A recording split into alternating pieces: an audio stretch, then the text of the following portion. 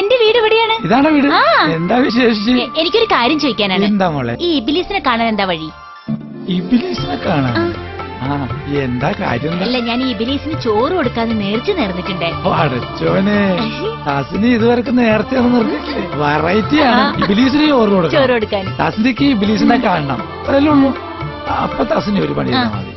Bank കൊടുക്കണ സമയമാവുമ്പോ പള്ളിയുടെ മുൻവശത്ത് പോയി നിന്നാ മതി.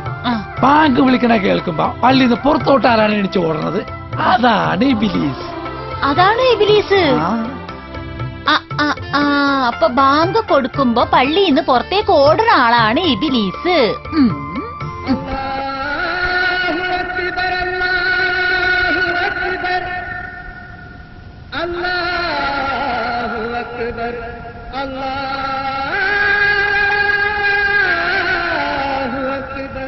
അസ്സലാമു അലൈക്കും.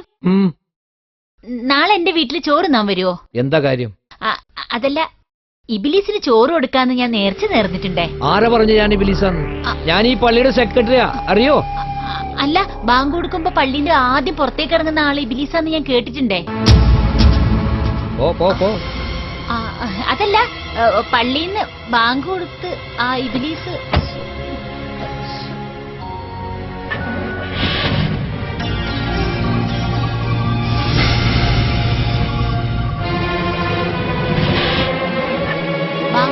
പള്ളിന്റെ ആദ്യം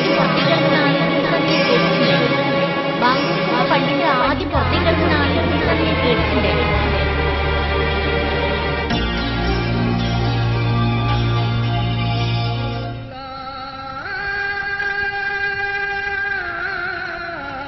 ഇപ്പൊ പുള്ളിയുടെ അവസ്ഥ എന്താ?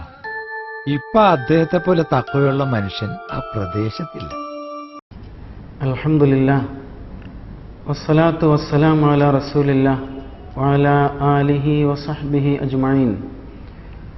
അഊദു ബില്ലാഹി മിനശ് ശൈത്വാനിർ റജീം. ബിസ്മില്ലാഹിർ റഹ്മാനിർ റഹീം. واستعينوا بالصبر والصلاة